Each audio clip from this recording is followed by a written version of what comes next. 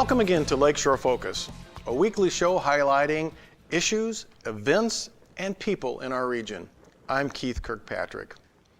As we spend time in January of each year reflecting on the legacy of Martin Luther King Jr. and the Civil Rights Movement, we often look at historic events of that time period. 1963 seems like it was long ago, but how far have we really come, and what issues are we still facing when it comes to race and social justice in our society? With us today is someone who had a direct link to that time and one of those key moments, the bombing of the church in Birmingham, Alabama, which claimed the lives of 4 little girls. Let me introduce the sister of one of the victims of that bombing and a public speaker, Lisa McNair. Welcome to snowy Northwest Indiana. Thank you, Keith. So we drug you all the way up here from Birmingham? I know. I thought I would have brought a little heat with me, but it didn't happen. You didn't do that for us. I'm so sorry. Okay, the people on our weather station here are probably not going to be very happy with you. So, but you do live in Birmingham, right? I do. Okay, am I pronouncing it right? Birmingham? Yes, that's correct. You know, we Northerners kind of screw these things up, right? So, you're up here, actually, you've been up here to be at Purdue Calumet to do some speaking. That's correct. Because you are a public speaker. Yes, I'm finding that to be true. Okay, we're gonna get more into that. But you're kind of, and I was trying to think about this, there's really not a good name for this. You can't call it your claim to fame. It's really kind of your claim to infamy, right? I guess so, or my lot in life, or my ability, where I have to carry on the legacy. So. Okay, so your connection is one of your sisters was in the bombing that happened in Birmingham back in 1963. You are one of how many kids? I'm one of 3. Denise McNair was the sister that was killed, and she was my older sister. I was not born when she was killed. She was 11, and the youngest of the 4 girls that were killed on that day. Okay, so where does your other sister sit in this? Is she in between you? She was born 4 years after I was born. Oh, okay. So you don't get to be the baby. No, I don't get to be the baby. So Denise was really quite a bit older than the other 2 of you. Right. Okay. So you never really knew your sister. Mm-hmm. Okay. So this is kind of interesting. Before the show started, we were talking about you really didn't kind of live through the civil rights movement. You're kind of how'd you describe yourself? The generation after segregation. Okay. So you've kind of seen the aftermath of some of this, but you, I assume, heard some of the stories. Right, exactly, from family and friends. As you were growing up, what story just hit you more than any other story that was told about the past of the civil rights time of the 60s? Oh, wow. I guess if I had to think personally, there was a restaurant that my mom never wanted us to go to, and it had ice cream, and they had a big sign with ice cream, and I didn't understand why we couldn't. She never would take us, and she said that they were one of the last stores to take the whites only sign down, and she just wasn't going to patronize that place. So. Really? So when did you really learn about the death of your sister?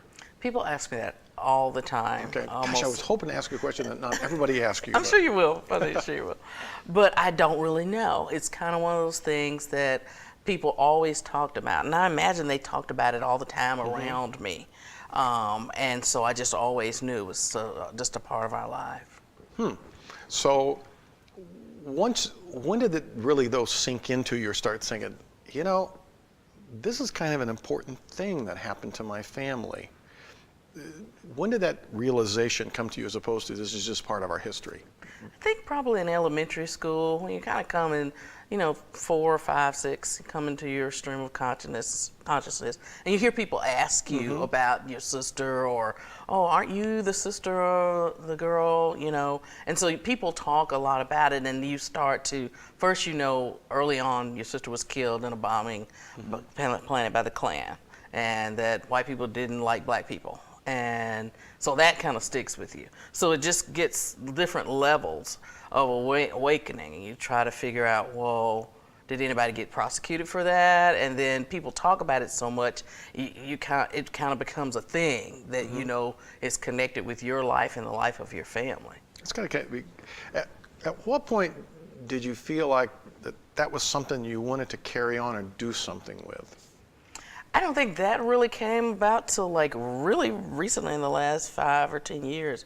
I've done some speaking for a small nonprofit based out of California that brings students through the South to learn about the civil rights movement. They bring juniors and seniors in high school on a 10-day journey several times a year. Sojourn to the Past is the organization. And so in the past 15 years since they've been established, they always come to Birmingham and speak to my parents. And then the last few years, since my parents haven't been able to, they've spoken to me. And so it's kind of been my legacy to carry on about Denise. And as that happened, and as the 50th anniversary came about, and I've had more opportunities to speak, and my parents have gotten older, it's fallen upon me to be the representative for the family in that way. Was that what it was, the 50th anniversary? The commemoration of the bombing was last September. Is that when it started kind of coming up more, or? Oh, it really blew up last year, you know, Okay. because there were lots of preparations for that. Congress gave the 4 girls a Congressional Gold Medal of Honor. We flew up to see the president sign the bill, so there was a lot of press behind that. So it was the more information, the more notoriety, the more publicity came about, the more opportunities there were for me to speak. So, did it seem strange to you at any point in your life that a lot of people didn't know about this, or did it seem like everybody knew about it? No, it depends on who you ask and where you are. Like Birmingham people, most of the Birmingham people knew about it, but then you'd be very surprised. There are people in my age group who don't know, who hadn't heard about it. Some grew up in Birmingham, some are transplanted from somewhere else to Birmingham.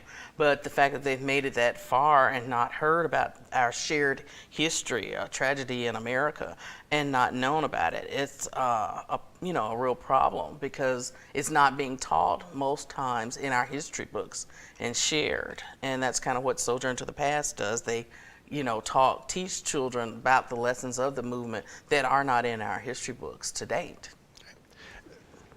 This may be a fair or an unfair question, I'm not sure.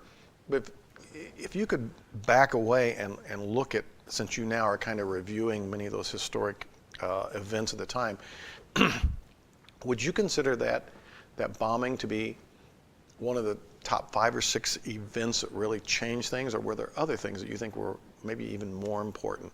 I think it definitely was one of the top, Okay. because it was a pivotal change. I think there were people who wanted to say things and wanted to help in the white community, who wanted to change things. They didn't like it, but they became silent witnesses, people who observed but did nothing.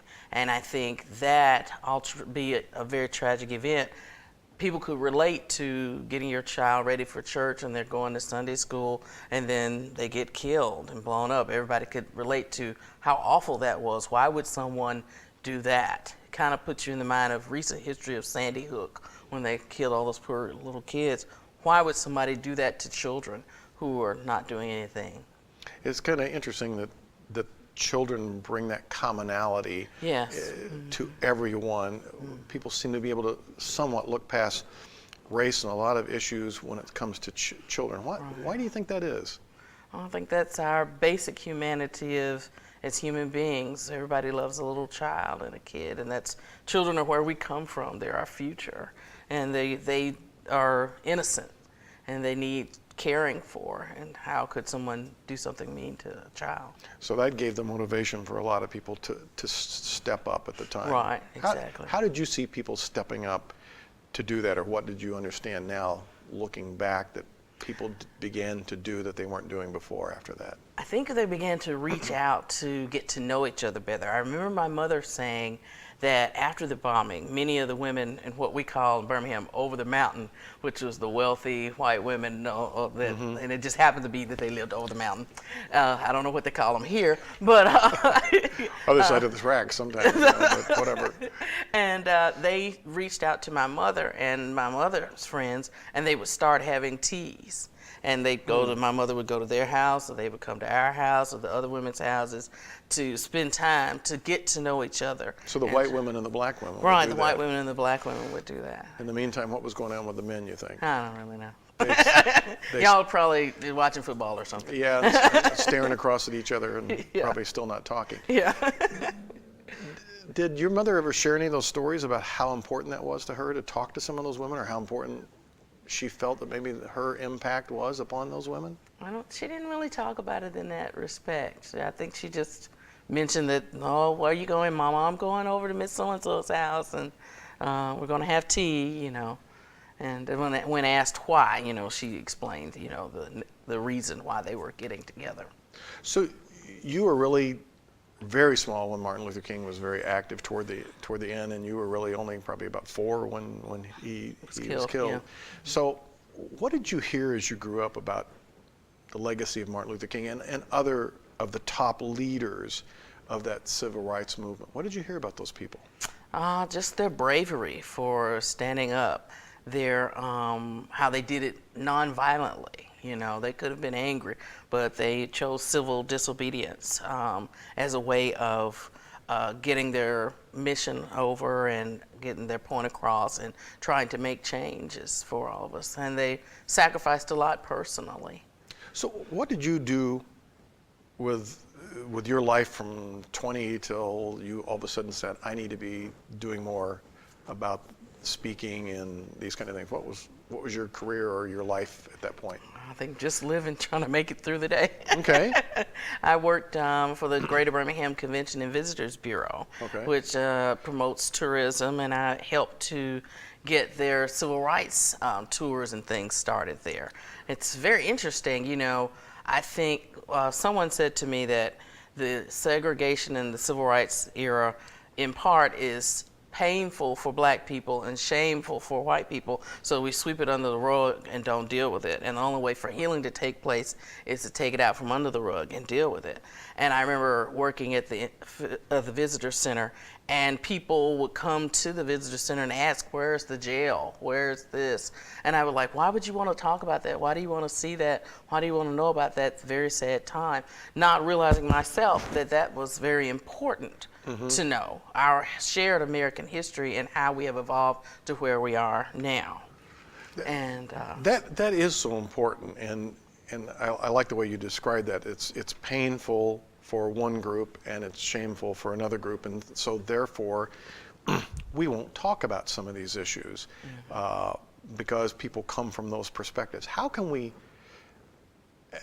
as a people, move past that point? How do we help people who still feel some of the pain or anger of it move past that? I think just coming together, meeting each other, taking time to talk, taking time to spend time. I think if you know somebody who's angry or who's not feeling it, don't just be mad at them, but spend time. I've had a number, because my life has been so integrated, I've had a number of white people from all walks of life as part of my inner circle, as part of my life. And when you come across one that's really not feeling you, But if they have to be in your space for a long period of time, the one commonality is we're all human beings. We all grieve, we all bleed, we all suffer, we all have joy. And when you break the ice with somebody and become another human being to them, they can open up. And the pain that we have can be released because people open up. And I think that's what we need to do. I assume, as an African American woman growing up in this country, you still suffered pain from time to time in your life. How do I, as a white person, get you to talk about that to me? Just start the conversation. What do I say? Just say, well, it's funny you should mention that. In the last 10 years, I joined, I've always been at a predominantly African American Baptist church because I'm from the South. Okay. But about 10 years ago, I joined a predominantly white conservative Baptist church. And it's about 6,000 members, and I think 30 of us are black. And so that's going to put me in a circle with a lot of white people. And from time to time, when we're in a one-on-one having lunch or on the phone, my friends will ask me about different things, and we will start the dialogue, and we go deep. We You know, they tell them about their family, their raising, and things either their mama was for it or they weren't for it, you know, and they really share, and we open. And we've grown. We've all grown. So it's as simple as saying to somebody, tell me about your background. I mean, what's your life experience been like? Right. And you're saying, I can kind of sense if you're really trying to just be superficial, if you're trying to really be genuinely interested in me. Right. Okay. So therefore, you can start talking about your experience without me feeling like I need to be defensive because I'm genuinely interested. So how does it work on the opposite? How do you get me to talk about my shame? You know, if I'm a pretty conscientious person, how do you get me to talk about how I feel bad about some of these things without me feeling bad? Yeah. I think it just comes naturally because there's always something going on in the news. And you can talk about a topic or subject going on in the news. And I think if we do it in a loving, kind, Christian way, you can always come to somebody with something that might be difficult. And I think it's just how you do it and what you say and how you say it. I'll tell you a story that you'll find interesting. One of the bombing killers was not prosecuted, and he was not brought to justice. And about 2 years ago, I met his daughter at a predominantly black church. And she spoke on how her life was hard because he had so much hate, not only for black people, but that hate trickled down to the family. And she was abused, and eventually she grew up and had black friends, and he excommunicated her from the family. And so I met this woman, and we got to talking. And so now we went out to dinner and met and talked, and we shared, and now we've become friends. And so those are two people who probably really would never have gotten together. Right. But I know her, and she knows me, and we know that we love the Lord, and we love human beings, and we're friends now. So she carried some of the shame. She carried some of the shame. So what did she say about how shameful she felt about her father being that person? Well, she's in her early 50s, and before we met at this church, she had just told her friends who she'd known for years. She'd kept it a secret, and she never told anybody. So she quietly carried the shame her whole life. And now that she has opened up, she's free.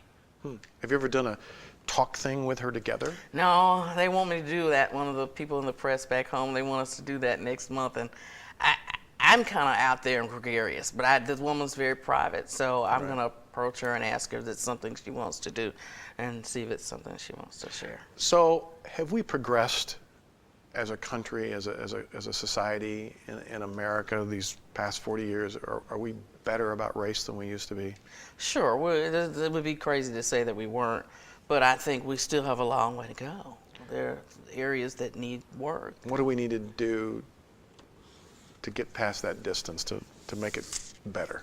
Talk, open the dialogue, have things like they're having at Calumet University tomorrow. Go to them. Everybody, no matter black or white, go to them, learn from them, see our history, because if we don't know our history, we're destined to repeat it. You must have picked that up someplace. I've heard I that did before. pick that up somewhere. That's a good. Why did you? I mean, I know you got invited up here, but have you felt any sense of anything being here? What's it feel like in this area to you besides cold? Right now, just cold. But I guess I haven't really met enough people to sense what the climate is like. I've heard from people saying things that there is a need for some So what do they say? communicating. So what do they say about us down there? What do they say about us up here? That people think the North is so progressive, but in a lot of ways, you guys are just as polarizing here as we are down there in some areas. There are white areas and black areas here, and that never the twain shall meet, and it's just weird because the North's supposed to be so progressive, and that needs to be. There's dialogue here. There's things that need to be opened up, and people need to talk, and people need to share, and lessons need to be learned. Like the Sojourn to the Past group, that's why I'm so passionate about them, is because they're teaching students. And what I've learned from the students is that they don't know these lessons. And we teach nonviolence on the trip. They teach about social justice issues and how, these people made peace with one another. And I think when you learn that, we can, grow and become closer. We're down to the last minute, but I heard you do your interview with Steve Walsh on Lakeshore Public Radio, and in the end, I think you talked about the legacy of your sister. What did it mean for her and those 3 other girls to lose their lives? What did that mean in terms of legacy? I think the legacy part is that we don't forget them. We keep their life, them alive in that way by telling their story, by sharing what happened to them, that they didn't die in vain. I think that's what's important. I deeply appreciate what you continue to do and the message you send, and I know you're going to keep those dialogues going, and we all will do that. So thank you for being here, and I hope you stay warm. Thank you. All right. Thank you very much. Come back and visit us again sometime. Will do. All right.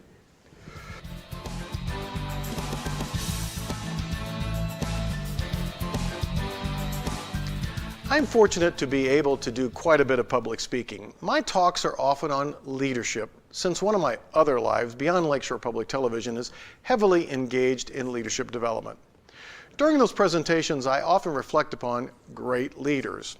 One of the best examples is the life and legacy of Martin Luther King Jr. I am truly inspired by what the man was able to accomplish in his shortened life. He made a lasting impact on the face of human history. On one of my recent trips to Washington, D.C., I was able to spend some time at the monument dedicated to his memory. Wow! When I visit such a historic place, I take the time to slowly read the engraved words and observe the sculpture. I reflect and absorb the impact of what that giant of a person had done and said while on earth. My time at the MLK Memorial was one of those moments for me. King was a great orator, there is no doubt. What he did as a leader was even greater. Not long ago, I was watching a short video where a British professor talked about the importance of why people follow a mission. He began by saying that the most influential leaders in history primarily communicated a message of why to inspire and motivate people to action. Without the why, followers focus on what to do and how to do it. Martin Luther King Jr. conveyed the importance of what needed to be done during the civil rights movement by reminding us constantly of why. He challenged us to change the way we treated others because it was the right and just thing to do. He intertwined his message with words from a common faith and political heritage that recognized all people to be equal. He used words of peace and love to inspire us to stand against oppression and injustice. He was focused on the why. As we take this time of year to remember his legacy and the sacrifice so many like him made to move this country and world toward a better place, I hope we will reflect on why it was done and why it still needs to be done today. Thank you for watching. We'd like to hear your thoughts about our show. Did we make you think about why you do what you do, or the great contribution of leaders like Martin Luther King Jr.?